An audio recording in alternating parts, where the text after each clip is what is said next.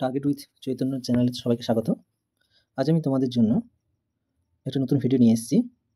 আমার স্টুডেন্টরা আমাকে রিকোয়েস্ট করেছিল যে স্যার এই স্বরধ্বনি মৌলিক স্বরধ্বনি এবং ব্যঞ্জনধ্বনির উপরে কোনো ভিডিও নিয়ে আসুন, যেটি আমরা দেখে অতি সহজেই বুঝতে পেরে যাবো যে ওইটা কোন ধ্বনি বা কী ব্যাপার, ওইগুলো একটু আমাদেরকে ভিডিও করে পাঠাও।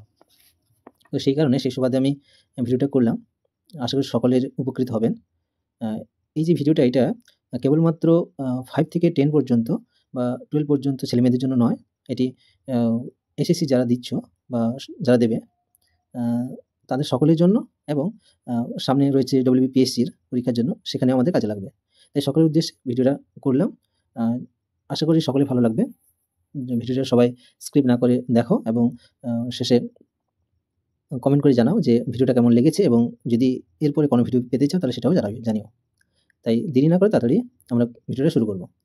আজকের ভিডিওটা হচ্ছে, আমরা যে মৌলিক স্বরধ্বনিগুলো জানি, যে সাতখানা মৌলিক স্বরধ্বনি রয়েছে, সেই মৌলিক স্বরধ্বনির ঠোঁট, জিভ এবং মুখবিবরের অবস্থান অনুযায়ী এই ধ্বনিগুলো কি উচ্চারণ হচ্ছে, কিভাবে উচ্চারণ হচ্ছে, কোথায় উচ্চারিত হচ্ছে, কি হচ্ছে না হচ্ছে, এইটা একটু আজকে জেনে নেব। তাই সবাই ভিডিওটা মন দিয়ে শোনো এবং দেখতে থাকো। আজকে এই স্বরধ্বনি জানার আগে বা স্বরধ্বনির মৌলিক স্বরধ্বনিগুলি আলোচিত করার আগে আমাদের আগে জানতে হবে যে ধ্বনি কাকে বলে, এই ধ্বনির বিভাগ কী রয়েছে, এবং এই স্বরধ্বনি কাকে বলে, এবং মৌলিক স্বরধ্বনি কোনগুলি সেগুলো জানতে হবে। তাই সর্বপ্রথমে বলি যে ধ্বনি কাকে বলছে। এই ধ্বনি কথার অর্থ হলো, বা ধ্বনি কাকে বলে তার সংজ্ঞায় আমরা এটাই বলবো যে বাকযন্ত্রে স্বল্পতম প্রয়াসে কোনো শব্দের ভাঙা টুকরো টুকরো অংশ, একটা কোনো শব্দ বললাম, সেই শব্দের ভাঙা টুকরো টুকরো অংশকে কি বলছি? ধ্বনি বলছি। এবার এই ধ্বনি কত প্রকারের হতে পারে? এই ধ্বনি সাধারণত 2 প্রকারের হতে পারে। একটা হচ্ছে স্বরধ্বনি আর একটা ব্যঞ্জনধ্বনি। এটা আমরা সকলে জেনেছি, তবুও আরেকবার আমি বলে দিচ্ছি। এবার প্রশ্ন আসছে যে স্যার স্বরধ্বনি কোনগুলো, ব্যঞ্জনধ্বনি কোনগুলো? তাহলে আগে আমাদের জানতে হবে যে আমাদের বর্ণমালায় বা ধ্বনিমালায় মোট 52টি ধ্বনি রয়েছে। সেটা স্বরধ্বনি, ব্যঞ্জনধ্বনি দুটো মিলিয়ে রয়েছে। তবে বর্তমানে এটা আমরা 50 অথবা 51 এই দুটো ভাগে লিখব। যদি আমাদের প্রশ্ন আসে যে বর্ণমালায় মোট কয়টি বর্ণ রয়েছে, তখন যদি অপশান থাকে তোমার, ধরো দেওয়া হলো যে 47, 48, 50, 52, তখন আমাদের কিন্তু লিখতে হবে 52টি। যদি আমাদের 52টা না থাকে তাহলে আমরা 50টা করব, আর 51 থাকলেও 51 করব। অর্থাৎ অপশান অনুযায়ী আমরা দাগ দেব। তবে সবসময় মনে রাখবো, অপশানে যদি 51, 52, 50, 51, 52 তিনটে থাকে, তাহলে আমরা 52টাকে দাগ দেব। এটা নিশ্চয়ই সবাই বুঝতে পেরে গেছো। এবার চলে আসি এই স্বরধ্বনি কাকে বলে। আমরা জানি যে সমস্ত ধ্বনি একাই উচ্চারিত হতে পারে, অন্য কোনো ধ্বনির সাহায্য লাগে না, এবং জীব আমাদের মুখবিবরের কোনো অংশে স্পর্শ করে না, এটাকে বলি স্বরধ্বনি। যেমন হচ্ছে অ, আ, হ্রস্বই, দীর্ঘই ইত্যাদি। এই সমস্তগুলো হচ্ছে। তাহলে স্বরধ্বনি কোথা থেকে কত পর্যন্ত হচ্ছে? স্বরধ্বনি হচ্ছে অ থেকে ও পর্যন্ত। এখানে আমরা দেখছি 12টি স্বরধ্বনি রয়েছে। তবে এই 12টি স্বরধ্বনির মধ্যে বর্তমানে লি স্বরধ্বনির ব্যবহার নেই, তাই আমরা এখানে 11খানা স্বরধ্বনি জানব। এরপরে রয়েছে বাকি ক থেকে চন্দ্রবিন্দু পর্যন্ত যে বর্ণগুলো রয়েছে, সেগুলোকে আমরা ব্যঞ্জন বর্ণ বলবো। তাহলে ব্যঞ্জন বর্ণ কাকে বলে এখানে একটু জেনে নিই। ব্যঞ্জন বর্ণ হচ্ছে সেই বর্ণ যে বর্ণ স্বরধ্বনির সাহায্য ব্যতীত উচ্চারিত হতে পারে না, এবং আমাদের সেই ধ্বনিগুলো উচ্চারিত করতে গেলে আমাদের বাকযন্ত্রের সাহায্য অতি অবশ্যই লাগছে, এবং মুখবিবরের জিহ্বা যে কোনো স্থানে স্পর্শিত হচ্ছে বা বায়ু বাধাপ্রাপ্ত হচ্ছে। যদি আমরা আরো সহজে বলি যে বায়ু তার গতিপথ রুদ্ধ হচ্ছে বা বেরোতে গিয়ে তা বাধাপ্রাপ্ত হচ্ছে, যে ধ্বনি উচ্চারণ করতে তাকে আমরা ব্যঞ্জনধ্বনি বলবো। এই দুটো নিয়ে আমাদের ক্লিয়ার হলো সবার। এবার এই স্বরধ্বনি, আজকে আমাদের আলোচিত বিষয় হচ্ছে স্বরধ্বনি। তাই এই স্বরধ্বনির মধ্যে মোট মৌলিক স্বরধ্বনি কয়টি রয়েছে সেটা আমাদের জানতে হবে। দিলেই তো আমরা আজকে স্বরধ্বনির এই মৌলিক স্বরধ্বনিগুলো শ্রেণীবিভাগ আলোচনা করছি। এই মৌলিক স্বরধ্বনি হলো মোট 7খানা। এই 7খানা দেখো এখানে আমরা লিখে রেখেছি। এই 7খানা কি কি রয়েছে? একটি হচ্ছে অ, একটি হচ্ছে আ, এখানে আ হবে, অ আ, তারপর হ্রস্বই, তারপর হচ্ছে হ্রস্ব, তারপর হচ্ছে এ, তারপর হচ্ছে ও, তারপর হচ্ছে অ্যা। দেখো এই 7খানা হচ্ছে, এই 7খানা ধ্বনিকে নিয়েই হচ্ছে, এইগুলো হচ্ছে মৌলিক স্বরধ্বনি। তাহলে আমরা বুঝতে পারলাম যে কোনগুলো মৌলিক স্বরধ্বনি হচ্ছে। এবার এই মৌলিক স্বরধ্বনির বলেছি যে কিভাবে উচ্চারিত হয়, এই উচ্চারণ ভেদেই কিন্তু, বা উচ্চারণের জায়গাগুলো নিয়েই কিন্তু এর বিভাগ করা হয়েছে। তাহলে আমরা জেনে নেব যে প্রথমে হচ্ছে ঠোঁটের কুঞ্চন ও অকুঞ্চনগত, ঠোঁটের কুঞ্চন ও অকুঞ্চনগত যে আকৃতি অনুযায়ী ধ্বনিগত বর্গীকরণ করা হয়েছে সেটা একটু জেনে নেব ভালো করে। তাই সর্বপ্রথম আমাদের কি জানতে হবে? প্রথমে জানতে হবে যে এই কোনটি প্রসারিত হচ্ছে, কোনটি কুঞ্চিত হচ্ছে। আর এই কুঞ্চন কথার অর্থ কি? এই যে কুঞ্চিত স্বরধ্বনি লেখা আছে, এই কুঞ্চিত কথার অর্থ কি? কুঞ্চিত কথার অর্থ হচ্ছে যখন এই সমস্ত ধ্বনিগুলো আমরা উচ্চারিত করছি তখন আমাদের মুখবিবর ওই যে ঠোঁটটা রয়েছে এই ঠোঁটটা দেখবে ছোট হয়ে যায়, আকারে ছোট হয়ে যায়। তখন তাকে আমরা বলবো কুঞ্চিত স্বরধ্বনি। দেখো তাহলে এই যে উচ্চারিত হচ্ছে, তাহলে আমাদের প্রথমে এই একটা ছক টেনে নিতে হবে। এই ছকটা টেনে নিয়ে আমরা একে ভাগ করে দেব। ভাগ করে দিলেই আমাদের ধ্বনিগুলো বসাতে সুবিধা হয়। তাই প্রথমের জায়গায় আমরা লিখব স্বরধ্বনি, তারপর হচ্ছে ব্যঞ্জনধ্বনি। ব্যঞ্জনধ্বনি আছে? নেই। তাহলে স্বরধ্বনি, এটাও স্বরধ্বনি, দুটোই স্বরধ্বনি। তারপরে রয়েছে তাহলে হ্রস্বই হ্রস্ব উপরে থাকলো। তারপরে থাকবে এ আর উ। তারপরে নিচে থাকবে এ এবং অ।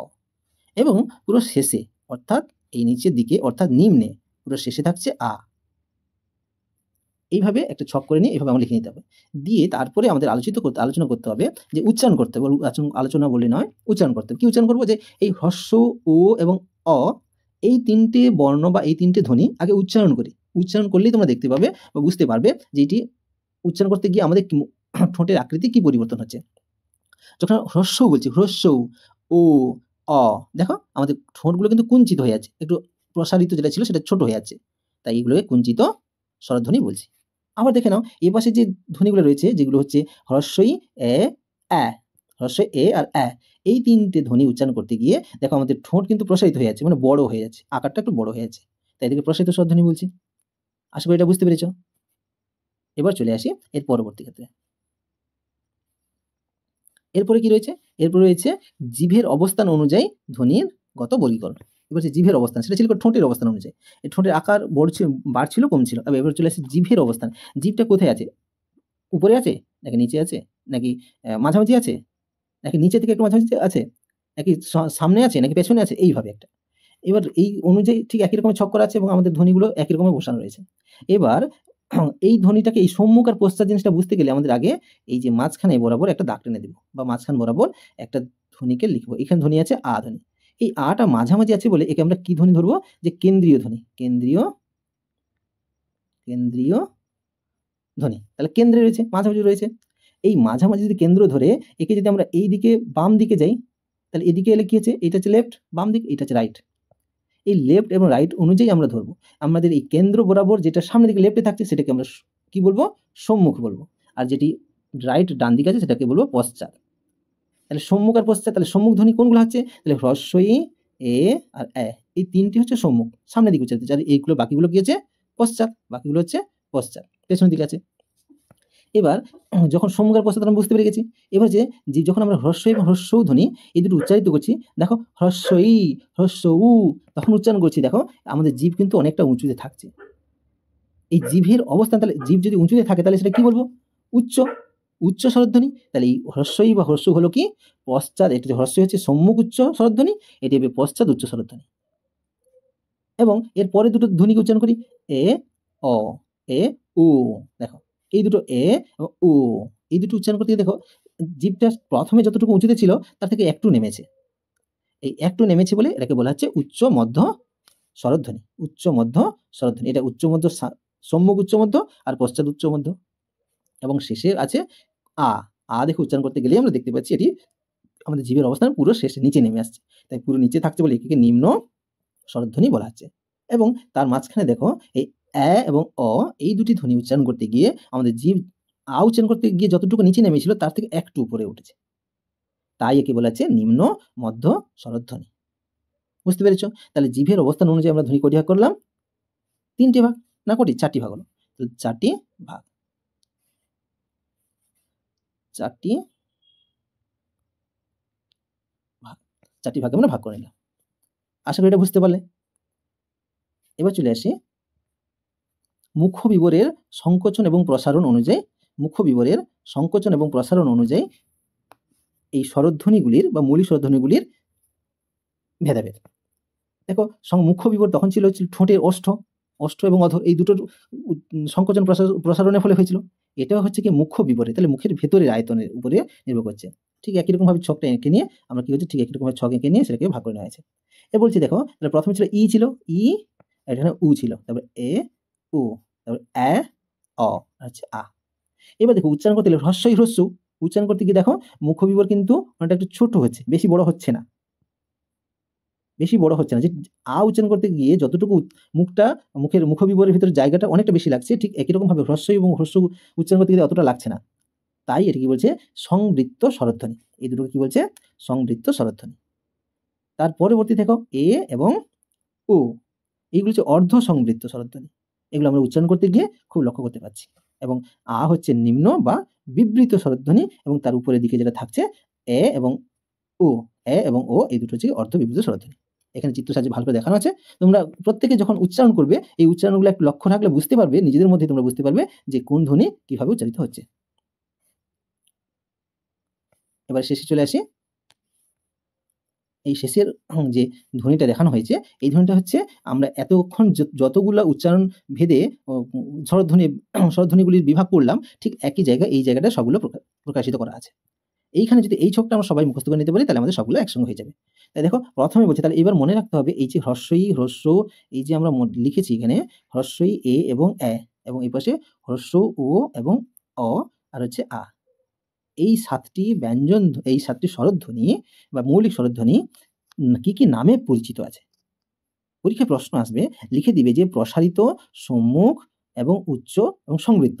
এতগুলো নাম দিয়ে দিল, দিয়ে বলল কোন ধ্বনিটি হবে? দিয়ে নিচে দিয়ে দিবে হ্রস্বই, দিয়ে দিল হ্রস্বই, দিয়ে দিল হ্রস্বই, দিয়ে দিল হ্রস্ব, দিয়ে দিল অ, দিয়ে দিল আ। তোমাকে এটা কোনটা হবে ঠিক চিহ্ন দিতে হবে। যদি আমার এই ছকটা মুখস্থ থাকে তাহলে আমরা কিন্তু নিঃসন্দেহে বলে দিতে পারবো যে এটা হ্রস্বই হবে। হ্রস্বই হবে কারণ এটা হ্রস্বই এর ধ্বনি বলছে।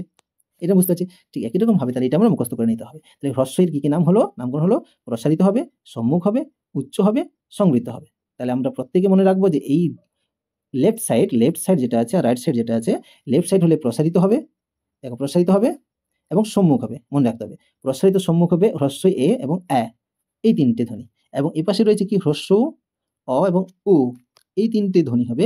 একটা কুঞ্চিত হবে, পশ্চাৎ হবে। দেখো কুঞ্চিত আর পশ্চাৎ হচ্ছে। কুঞ্চিত আর পশ্চাৎ। এই দুটো তো আমার মুখস্থ থাকলো। এরপরে কি আছে? সবচেয়ে উপরে যে দুটো রয়েছে আমাদের ছকটা কিন্তু মনে রাখতে হবে একবার। এটা খাতায় তোমরা ২ বার ৩ বার ড্রয়িং করে নেবে, দিয়ে বর্ণগুলো লিখে ফেললে তোমরা বুঝতে পেরে যাবে। এবার সবচেয়ে উপরে যে থাকবে সে হবে উচ্চ আর সবচেয়ে নিচে যে থাকবে সে নিম্ন। এইটুকু মনে রাখতে হবে। তাহলে হ্রস্বই হ্রস্ব হচ্ছে উচ্চ আর হচ্ছে নিম্ন। এবার চলছে তার মাঝামাঝি উচ্চ আছে, উচ্চর পরেটা কি আছে? উচ্চ মধ্য হবে। এটুকু মনে রাখতে হবে। উপরেটা যদি উচ্চ হয় তাহলে তার নিচেটা উচ্চ মধ্য হবে আর নিচেটা নিম্ন হলে তার উপরেটা হবে নিম্ন মধ্য। ঠিক একই রকমভাবে এপাশেও একই। এরপরে রয়েছে উপরেটা যদি সংবৃত্ত হয়, উপরেটা যদি সংবৃত্ত হয় তাহলে নিচেরটা হবে কি বিবৃত। বিবৃত মানে আকারটা বেশি লাগছে, সংবৃত্ত মানে ছোট লাগছে। এই দুটো মনে রাখলে তার পরবর্তী থাকবে অর্ধ সংবৃত্ত, অর্ধ বিবৃত, অর্ধ সংবৃত্ত, এখানে অর্ধ সংবৃত্ত, অর্ধ বিবৃত। এভাবে আমরা খুব সহজেই এবং খুব সুন্দরভাবে এই ছকটাকে মুখস্থ করে রাখতে পারি, তাহলে আমাদের মধ্যে আর কোনো ভুল হবে না এবং উচ্চারণগত দিক দিয়ে আমরা ক্লিয়ার থাকব। তাই আজকে আর কিছু না বলে, বেশি কথা না বাড়িয়ে আজকের মতো এখানে ভিডিও রাখবো। এখনো তোমাদের বলছি, যদি যেকোনো ছেলেমেয়ে এখনো আমার এই চ্যানেলটাকে সাবস্ক্রাইব করোনি, অতি অবশ্যই সাবস্ক্রাইব করে নাও এবং পাশে থাকা বেল আইকনটি টিপে রাখো। দিলে তোমাদের আমি এর পরবর্তী যে ভিডিওগুলো নিয়ে আসবো সবার প্রথমে তোমরা আগে নোটিফিকেশন পেয়ে যাবে। এবং সবাই যত পারো বেশি করে শেয়ার করো, যাতে আমি এর পরবর্তী ভিডিওগুলো আরো তাড়াতাড়ি নিয়ে আসতে পারি। আজকের জন্য এখানে রাখছি। Thank you.